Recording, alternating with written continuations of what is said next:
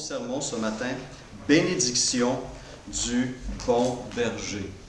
Bénédiction du bon berger. Commençons avec la lecture. J'ai la version second 21 avec moi, légèrement différente de celle que peut-être plusieurs ont connue, mémorisée, mais c'est la parole de Dieu.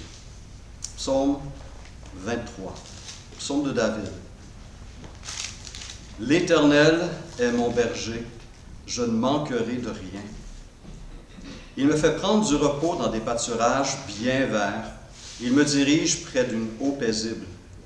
Il me redonne des forces. Il me conduit dans les sentiers de la justice à cause de son nom. Même quand je marche dans la sombre vallée de la mort, je ne redoute aucun mal, car tu es avec moi. Ta conduite et ton appui, voilà ce qui me réconforte. Tu dresses une table devant moi, en face de mes adversaires. Tu verses de l'huile sur ma tête et tu fais déborder ma coupe. Oui, le bonheur et la grâce m'accompagneront tous les jours de ma vie et je reviendrai dans la maison de l'Éternel jusqu'à la fin de mes jours. Prions. Seigneur, on reçoit cette parole avec une joie incroyable parce qu'elle nous présente le vrai berger, le bon berger, le berger parfait, l'Éternel, qui s'est révélé à travers son Fils, bon berger, Jésus-Christ. Alors, ce matin, nous nous plaçons à nouveau devant cette parole et par ton esprit, puisses-tu renouveler nos cœurs et nos pensées, nous affermir dans notre marche sous ta direction. Et qu'en tout cela, ton nom puisse être glorifié. Amen. L'Éternel est mon berger, commence ce beau psaume, celui qui est probablement le psaume le plus connu, mémorisé par plusieurs. Et celui qui a été appelé le chantre d'Israël, David, le roi David, était certainement l'un des croyants les mieux placés pour nous présenter Dieu sous les traits d'un bon berger. Parce qu'avant d'être soldat, puis général, puis roi d'Israël, Juda-Israël pendant 40 ans, il avait été le berger, n'est-ce pas, du troupeau de sa famille. Il connaissait donc très très bien ce rôle qui était un rôle bien connu au Moyen-Orient. Et le rôle de berger a été utilisé pour décrire à l'époque aussi des dirigeants politiques, des chefs religieux, et aussi dans d'autres religions, dans d'autres cultures, comme dans le judaïsme et le christianisme, Dieu lui-même. Alors c'est pourquoi, sous l'inspiration du Saint-Esprit, David nous présente celui qui est le berger d'Israël, le roi suprême, l'Éternel. Et il dresse un portrait dans ces 6 versets seulement, imaginez. 6 versets, mais quelle richesse. Il dresse le portrait de Dieu qui a inspiré, encouragé, fortifié, consolé des millions de croyants depuis 3000 ans. C'est justement la réalité de la puissance de cette parole vivante, comme Randy le mentionnait plus tôt. Et encore aujourd'hui, 3000 ans plus tard, ce psaume conserve toute sa fraîcheur, toute sa puissance vivifiante et fortifiante. C'est un peu désolant par ailleurs que les rares fois qu'on le lit en public, c'est lors de funérailles. Alors, il est tout à fait approprié de le lire dans ces circonstances-là. Mais David prend le temps de souligner que ce que Dieu fait pour nous, il le fait tous les jours de notre vie, n'est-ce pas, à la toute fin du psaume, tous les jours de notre vie. Et donc, ce psaume s'adresse aussi à nous aujourd'hui, dans nos circonstances, là où nous nous situons. Alors, mon souhait ce matin, que cette méditation puisse renouveler notre confiance en ce bon berger, nous accepter de se laisser à nouveau conduire par lui. Bénédiction du bon berger. Et alors qu'on regarde ce psaume, verset après verset, on a souvent, et je me rappelle dans J'aime l'Éternel, il y a un cantique basé sur le psaume 23, puis une petite image en noir et blanc en bas, et on montre un jeune homme avec une paille dans la bouche, assis paisiblement dans des prévert, tout est beau, tout est tranquille, tout est correct. Et notre image, lorsqu'on lit Psaume 23, on pense souvent que c'est un jeune homme, un jeune berger, sans souci. Mais lorsqu'on lit le psaume, on va réaliser que ça n'a pas été écrit par un jeune homme. Ça a été écrit par un homme qui a du vécu. Un homme qui a connu des difficultés, des moments difficiles, qui a expérimenté des épreuves multiples, qui a été confronté à des ennemis dangereux, autant des bêtes sauvages que des hommes enragés. Et qui, après avoir passé à travers toutes ces choses-là, pouvait écrire ces paroles de foi, de confiance et d'assurance. Dieu est mon berger. Et donc, il commence en utilisant le nom que Dieu s'est donné en tant que Dieu de l'Alliance, l'Éternel. Lorsque Moïse a été envoyé en Égypte pour libérer le peuple de Dieu, il a dit à Dieu, mais au nom de qui est-ce que je vais? Et Dieu s'est révélé à Moïse à travers ce nom, l'Éternel, qui est le nom de l'Alliance, le nom à travers lequel Dieu s'engage. Il est le fidèle, le Dieu qui accompagne, qui soutient, qui délivre. Et David utilise ce nom justement pour rappeler au lecteur que le Dieu qui est le Dieu de David est un Dieu fidèle à sa parole, un Dieu qui a promis de pourvoir, de protéger et de diriger. Et pour David, il n'y a aucun doute. Ce Dieu, l'Éternel, est son Dieu. L'Éternel est mon berger. Soyez clairs sur ce point. L'Éternel est mon berger. Parce que la tentation est forte, et pour nous peut-être parfois même chrétiens, de parler de Dieu. Oui, je crois en Dieu, n'est-ce pas? Vous parlez avec plein de gens autour de vous, et encore aujourd'hui, plusieurs vont croire en une puissance supérieure. Moi, je crois qu'il y a peut-être un Dieu. Pas tous, on est d'accord, mais certains encore croient en l'existence de Dieu. Mais cette croyance, en quelque sorte, ne change absolument rien dans leur vie. C'est comme dire, je crois en Dieu, comme quelqu'un dirait, je crois en Napoléon. Hein? Qu'est-ce que ça donne dans ma vie? Qu'est-ce que ça change dans ma vie? Pas grand-chose. C'est pas comme ça que David parle de Dieu. C'est son Dieu. Il a une relation vivante, une relation personnelle avec lui. Il entend sa voix, il écoute sa voix, il obéit à sa voix. Et il s'attend à sa protection, il se soumet à son autorité. Parce qu'il faut être réaliste, n'est-ce pas? Nous sommes tous sous autorité, d'une manière ou d'une autre. Dieu a créé le monde ainsi. Nous avons besoin d'autorité au-dessus de nous. Un enfant est sous l'autorité de ses parents. Un élève est sous l'autorité de son professeur. Un employé est sous l'autorité de son patron. Un soldat est sous l'autorité d'un officier. Un citoyen est sous l'autorité des dirigeants politiques. Cet ordre des choses est essentiel parce que nous vivons en communauté. Nous sommes des créatures sociales, profondément sociales. Et Dieu nous a donné cet ordre dans la création, cette structure pour vivre dans l'harmonie, dans la paix, dans la sécurité et pour pouvoir prospérer de cette manière-là. Alors si on reconnaît qu'il y a toutes ces autorités humaines, avons-nous reconnu qu'il y a une autorité suprême au-dessus de toutes les autorités? Le Dieu créateur tout-puissant. La question vous a déjà été posée par Randy, mais je la repose à nouveau. Est-ce que Christ est mon Dieu, mon berger, mon Seigneur et mon Sauveur? Si je ne peux pas répondre par l'affirmative, je dois m'arrêter, je dois me placer devant ce Dieu et je dois reconnaître son autorité sur ma vie, sur mes circonstances, sur ma famille, sur mon travail, sur tout. Et chercher sa face à nouveau et me laisser diriger dans les sentiers de la vie et de la justice. Est-ce que l'Éternel est votre berger, vous qui êtes ici ce matin? Il n'y a pas de question plus importante que de ma relation avec ce Dieu créateur tout-puissant.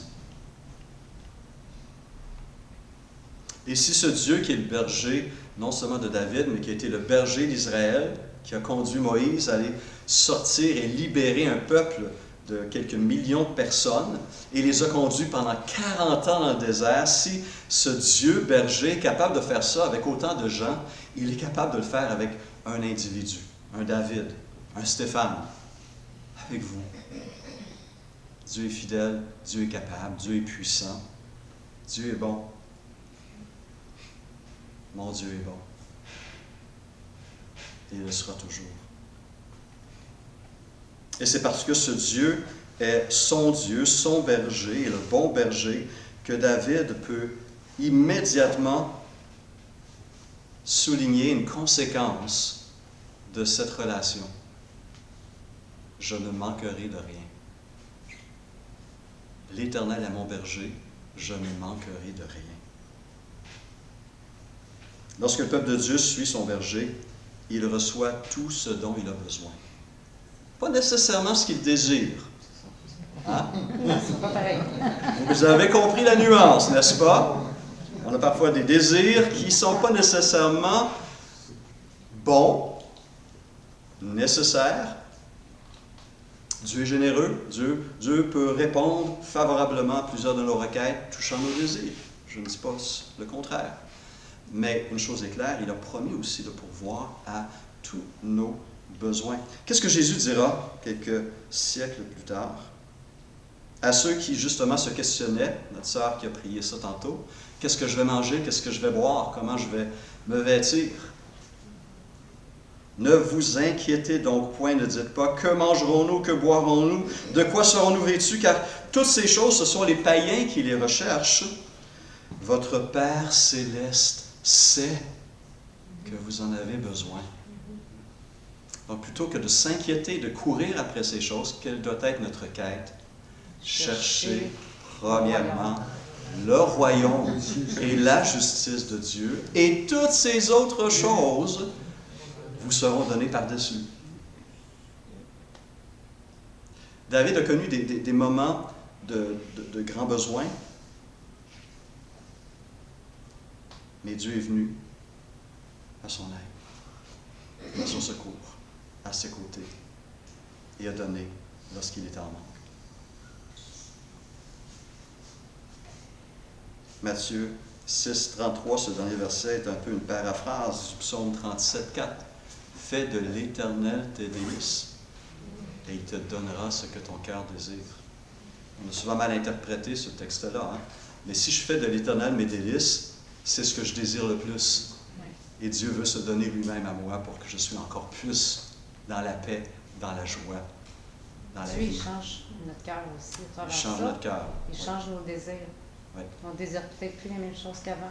Exactement, une transformation. Oui. Oui. Avant, on fuyait la lumière, aujourd'hui, on la recherche. Oui.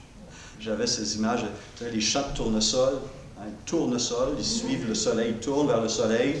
Hein, si vous regardez à l'accéléré dans une journée, une fleur va suivre le mouvement du soleil, n'est-ce pas? On doit suivre aussi notre Seigneur à chaque instant de chaque jour.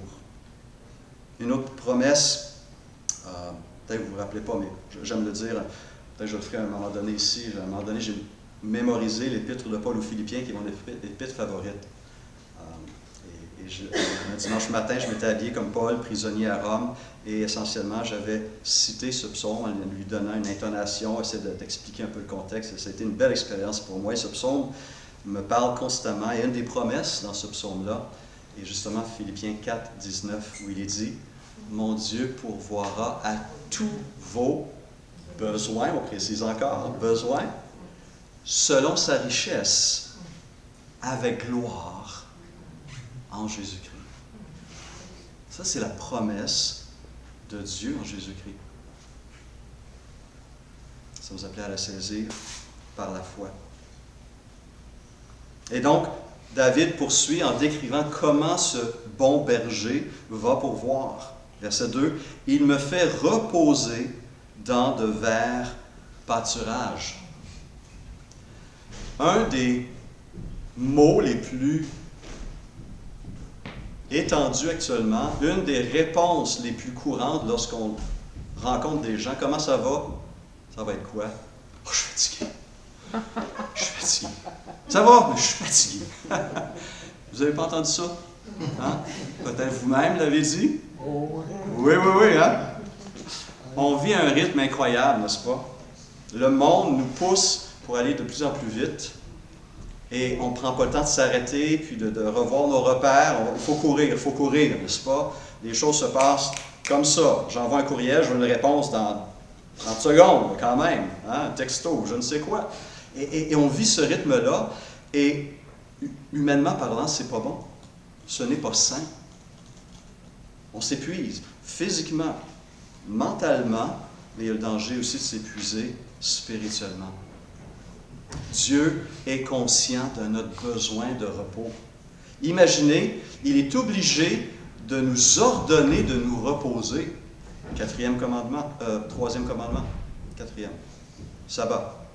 C'est un commandement de s'arrêter pour se reposer. On est des créatures qui avons besoin de nous arrêter régulièrement pour prendre ce temps de repos. Dieu est conscient et Dieu veille à ce que nous prenions le temps pour nous reposer. Mais il y a une autre promesse qui nous vient aussi de Jésus, qui est un appel encore à ce repos, qui est pour moi une promesse renversante, même, je dirais, bouleversante, lorsqu'on sait qui l'a fait et comment il l'a fait. Venez à moi. Vous connaissez? Venez à moi, vous tous qui êtes fatigués et chargés, et je vous donnerai du repos. Prenez mon joug sur vous et recevez mes instructions, car je suis doux et humble de cœur, et vous trouverez le repos pour vos âmes, car mon joug est doux et mon fardeau léger. Avez-vous réfléchi, avez-vous médité sur cette promesse, sur cet appel de Jésus? C'est le Dieu Tout-Puissant qui parle. Le Dieu qui est au-dessus de tout, adoré par des myriades d'anges. Le Tout-Puissant. Et il vient et dit, « Moi, je suis doux et humble de cœur. » Que Dieu se décrive ainsi, pour moi, c'est renversant. Et il vient pour nous donner le repos parce qu'il sait qu'on en a besoin. Prenons une profonde respiration ici. Et acceptons ce repos que le Seigneur veut nous accorder. Pour notre corps, pour notre âme, pour notre esprit. Et on est appelé à entrer dans ce repos. Mais on est conscient qu'il nous réserve aussi le repos ultime qui va se goûter après la mort. Apocalypse 14, verset 13 dit « J'entendis du ciel une voix qui disait, écris, heureux dès à présent les morts qui meurent dans le Seigneur, oui, dit l'Esprit, afin, quoi? Qu'ils se reposent de leurs travaux, car leurs œuvres les suivent. » Le repos de Dieu qui nous est réservé, appelé à ce repos. Les temps pour nous restaurer, nous rafraîchir. C'est ce que le bon berger veut faire pour nous, ses brebis. Il me fait reposer dans de verts pâturages et il me dirige près des eaux paisibles. Qu'est-ce que David veut dire avec cette expression-là? Possiblement une des raisons, c'est que ces eaux paisibles étaient des endroits où des brebis pouvaient aller se restaurer, boire, sans risquer d'être emportés par de forts courants. Parce qu'il y avait des rivières, il y avait des moments où ces courants étaient très, très forts et ces brebis, s'ils s'avançaient trop, risquaient d'être emportés. On a été rappelé des dangers de la témérité, certains nageurs téméraires, le 4 août dernier, n'est-ce pas, Il y avait des funérailles pas très très loin d'ici pour un jeune réfugié ukrainien de 21 ans qui s'est noyé. Vous avez peut-être entendu parler de cela, n'est-ce pas? Il y a des dangers. Hein? C'est ces moments qu'on veut prendre de rafraîchissement si on n'est pas prudent. Il y a des dangers. Et l'Éternel est conscient, Dieu est conscient que nous aussi, en tant que brebis, des fois, on n'est pas toujours aussi sages que ça. Mais lui, si on se laisse conduire, va nous conduire vers ces eaux paisibles, sécuritaires, où il n'y a pas de risque et où on peut se laisser rafraîchir. Il, ensuite, me redonne des forces, verset 3, ou encore, j'aime cette version, il restaure mon âme. Il ne prend pas seulement soin du corps, qu'est-ce que je vais manger, qu'est-ce que je vais boire, comment je vais être vêtu, mais il a à cœur aussi l'état de mon âme, de mon esprit. Et il désire restaurer mon âme. Un pasteur et auteur connu par certains, bien apprécié, Sinclair Ferguson, écrit ceci dans un ouvrage intitulé « À la découverte de la volonté de Dieu », un excellent ouvrage. Il dit ceci: « 3 ombres se dressent dans l'expérience de David. La plus familière est celle de la vallée de l'ombre de la mort. Il y a aussi l'ombre de ses ennemis, qui est le verset 5 du psaume 23. Mais il parle ici de l'ombre de son passé, écrit M. Ferguson. Il pense à ses propres échecs, les péchés qui l'ont poussé à crier le grand psaume de direction, le psaume 25, qu'il cite ici. David a écrit « Ne te souviens pas des fautes de ma jeunesse, ni de mes transgressions. C'est à cause de ton nom, ô Éternel, que tu pardonneras mon iniquité, car elle est grande. » Puis Ferguson applique le message de David ainsi. Beaucoup de chrétiens ont besoin d'apprendre la leçon de David. Trébucher n'est pas la disqualification suprême dans la vie chrétienne. Dieu est plein de miséricorde et de grâce. Il ne veut pas que nous périssions. Il brûle de nous restaurer lorsque nous trébuchons, chutons et péchons.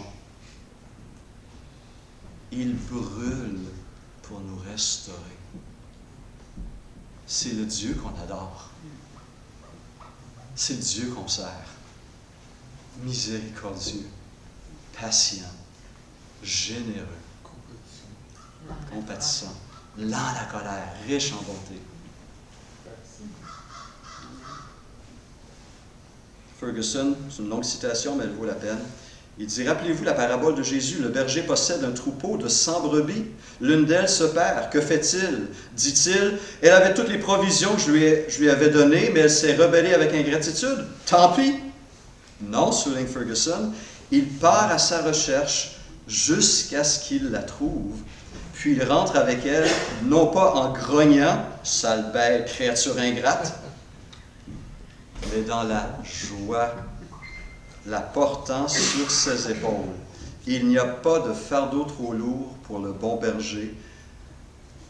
Il donne sa vie pour ses brebis. Il restaure mon âme. Et un jour, cette œuvre de restauration sera aussi complétée. Rappelez-vous cette parole de l'apôtre Pierre à la fin de sa première épître. Le Dieu de toute grâce vous a appelé en Jésus-Christ à sa gloire éternelle. Après que vous aurez souffert un peu de temps, il vous rétablira lui-même, vous affermira, vous fortifiera et vous rendra inébranlable. Et donc, on comprend, après avoir communiqué cette vérité sur Dieu, il ajoute cette louange. À lui soit la gloire et la puissance au siècle des siècles. Amen. Et ça, c'est des paroles écrites par le seul apôtre qui a trahi, renié son maître. Non pas une fois, ni 2 fois, mais 3 fois. La promesse d'une pleine restauration. Même lorsqu'on trébuche, même lorsqu'on pêche, même lorsqu'on se rebelle. Le bon berger part à notre recherche. il nous rappelle à lui. Verset 4, remarquez, verset 4, il y a un changement dans le ton de David. « Quand je marche dans la vallée de l'ombre de la mort, je ne crains aucun mal, car tu es avec moi, ta houlette et ton bâton me rassurent. » On peut voir dans ce verset 4, le verset central du psaume, mais qu'est-ce qu'on constate? La manière dont David parle change. Il ne parle plus en « il », lui l'Éternel, il parle en « tu ». Il s'adresse maintenant directement à ce bon berger. Un commentateur, Derek Kidner, disait que le « tu » en ce moment de danger remplace le « il » plus distant dans un tête-à-tête personnel. Dans la vallée de l'ombre de la mort, le berger ne marche plus devant, il marche à côté. Il est réellement Emmanuel, Dieu avec nous. Dieu toujours avec nous. Et Jésus a fait cette promesse en Matthieu 28, n'est-ce pas? Et voici, je suis avec vous tous les jours, jusqu'à la fin du monde. Vous comprenez pourquoi j'appelle ce psaume les bénédictions du bon berger? Hein? Et ce bon berger est équipé.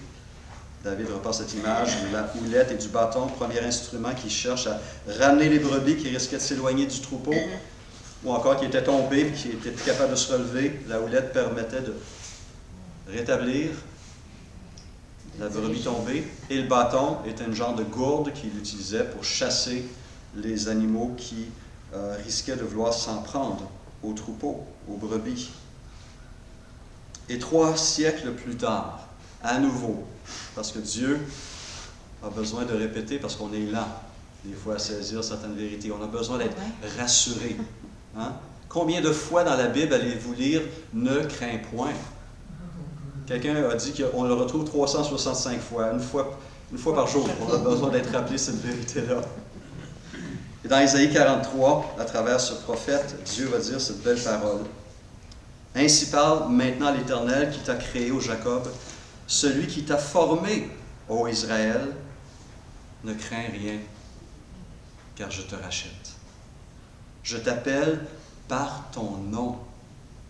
Tu es à moi. Si tu traverses les eaux, je serai avec toi. Et les fleuves, ils ne te submergeront point. Si tu marches dans le feu, tu ne brûleras pas, et la flamme ne t'embrasera pas, car je suis l'Éternel, ton Dieu, le Saint d'Israël, ton Sauveur. Tu as du prix à mes yeux. Tu as du prix à mes yeux. Tu es honoré et je t'aime. Ne crains rien, car je suis avec toi. Des paroles à graver dans notre cœur et dans notre esprit. Et cette réalisation-là va contribuer justement à changer notre façon de comprendre Dieu et de faire face aux circonstances de la vie. Un ouvrage intéressant sur la vie de prière, intitulé « La vie en prière », écrit par Paul Miller. Dans ce texte-là, l'auteur va dire ceci. « L'enfant et le cynique marchent à travers la vallée de l'ombre de la mort. Le cynique a les yeux fixés sur les ténèbres. L'enfant a les yeux fixés sur le berger. L'un a peur, l'autre est dans la paix, parce qu'il se sent en sécurité. »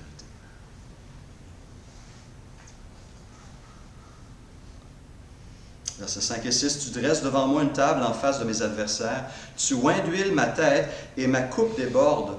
Oui, le bonheur et la grâce m'accompagneront tous les jours de ma vie, et j'habiterai dans la maison de l'Éternel jusqu'à la fin de mes jours. » Si vous aimez méditer les psaumes, j'aimerais vous recommander un ouvrage écrit par le pasteur new-yorkais Timothy Keller, qui est décédé il n'y a pas très très longtemps.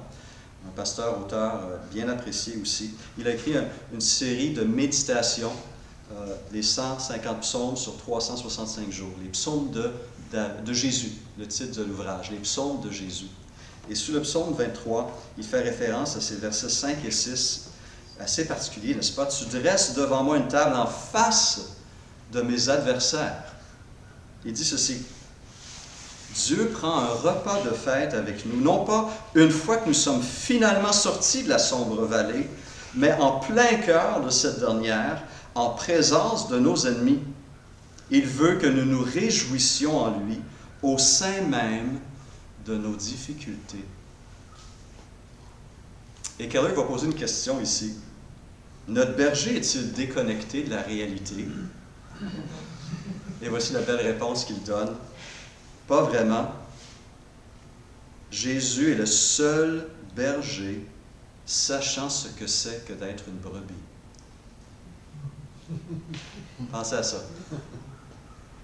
Jésus est le seul berger qui sait ce que c'est que d'être une brebis. Jésus, le bon berger, est devenu l'agneau de Dieu qui ôte tous les péchés humains. Passé, présent, et même à venir. Même à venir. Un Dieu bon, un Dieu qui pardonne, un Dieu qui renouvelle, qui restaure, qui protège et qui sanctifie. Et c'est pourquoi David pouvait parler avec assurance lorsqu'il regardait l'avenir. J'habiterai dans la maison de l'Éternel tous les jours de ma vie. Et je vais y retourner parce que c'est là que se trouve ma paix, ma joie, ma sécurité, mon bonheur. Et c'est là que nous continuons à recevoir et bénéficier des bons et tendres soins de notre bon berger. Celui qui est assis sur le trône, écrit Jean en Apocalypse 7,15, dressera sa tente sur eux. Ils n'auront plus faim, ils n'auront plus soif. Le soleil ni aucune chaleur ne les frapperont plus, car l'agneau qui est au milieu du trône les paîtra et les conduira aux sources des eaux de la vie. Et Dieu essuiera toute larme de leurs yeux. Alors, si nous voudrions résumer ce psaume tellement riche, tellement beau, tellement glorieux, laissez-moi vous donner 3 vérités que je retire à sa lecture. Elle nous présente les traits du bon berger, dont la bonté se constate essentiellement de 3 manières. À travers sa riche providence, à travers sa constante présence et à travers son infaillible protection. Providence, présence, protection. Voici le Dieu que nous adorons encore ce matin. Prions. Seigneur Jésus, on veut te remercier. Te remercie pour être si fidèle à toi-même, pour être ce que tu es. Un Dieu, justement, lent à la colère, compatissant, miséricordieux, un Dieu qui pardonne et qui pardonne et qui pardonne, un Dieu qui relève et relève et relève, un Dieu qui dirige, qui pense les blessures, qui restaure, qui vivifie, qui réjouit.